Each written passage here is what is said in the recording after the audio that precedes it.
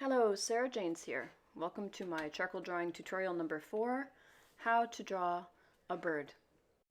Today we're going to be using this image of a blue jay by Missy Mandel Photography. I highly recommend that you go and give her a follow on Instagram, and I thank her very much for allowing us to use this picture.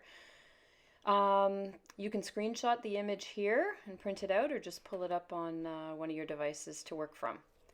So we're going to be using regular 8.5 by 11 photocopy paper again today, as this really is just a practice sketch. I'm going to start off by breaking the bird down into geometric shapes. Got the head as a circle. I'm going to do the beak as a triangle. That little ruff of feathers at the back of the head as another triangle. Trying to picture circles here and there in that bird belly. Just going to put one on the chest. Watch that angle of the wing feathers.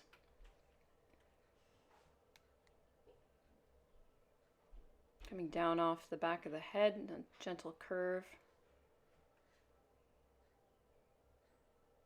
Trying to pay attention to my proportions. Watching how much further off the body those wing feathers come.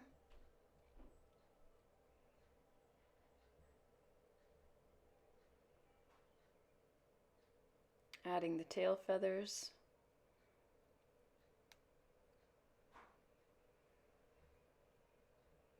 And quickly penciling in those two little feet.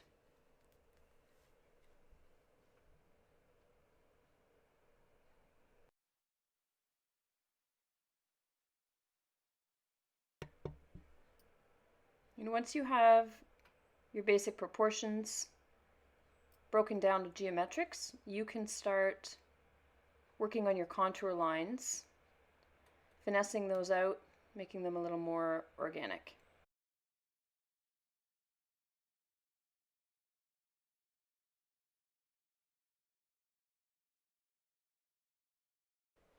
All right, now that you've got your bird drawn out, I'm going to work at getting those dark darks in, so I'm going to use one of my charcoal pencils, and I'll be working on the feathers at the back of the neck, around the eyes, the beak, some of the wing feathers, some of the tail feathers, and then of course the feet.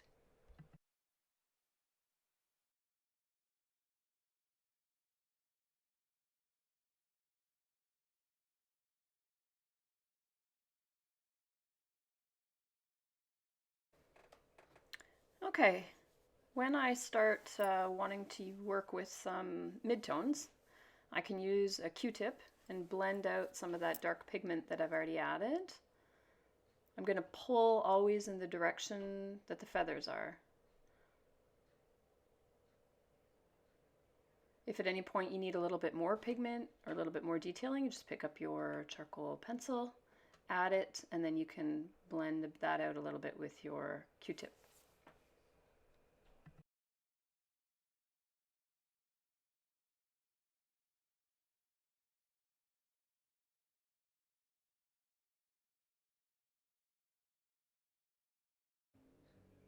All right, I'm going to use an eraser and I'm just going to clean up around some edges here.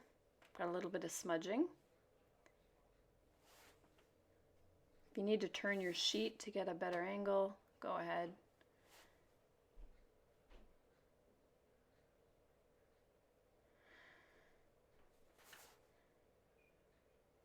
So you'll notice I've put a clean sheet of paper under my hand, and what that does is that prevents me from accidentally smudging my piece. So I've cut an eraser quite sharp, just a plain white eraser using an X-Acto knife.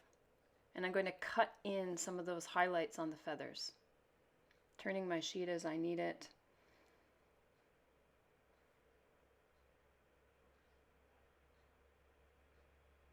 And adding more dark areas when they get blended out a bit too much. So just sort of refocusing, blurring and cutting, and then refocusing again.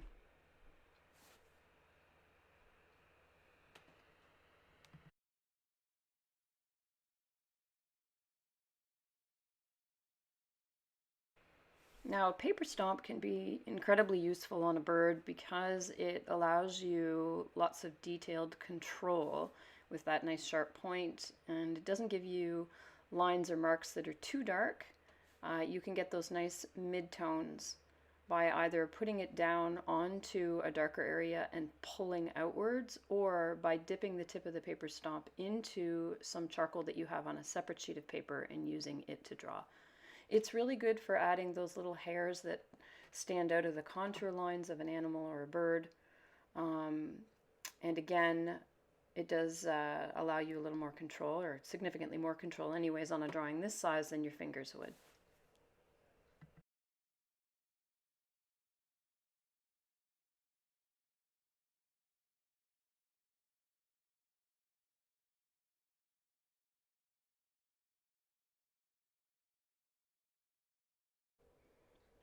And from here on in, the process is really just teasing out the details.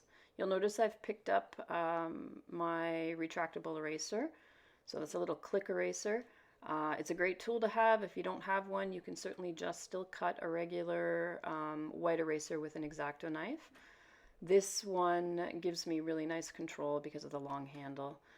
So what I'm going to do now is I'm just going to keep pushing my darks and pulling my lights and adding the details and working at this until I'm happy with my sketch.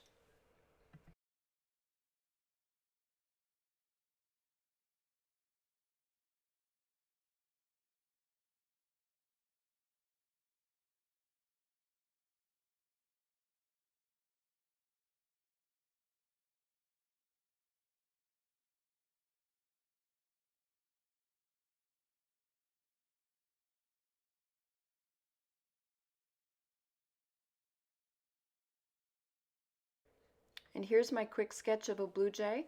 I still need to clean up the smudges in the negative space, and it could certainly be teased out quite a bit more, but I'm hoping that this has given you the basics for how to draw a bird.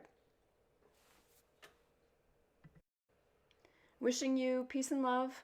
You can connect with me on social media. I'm most active on Instagram at Sarah Janes Art.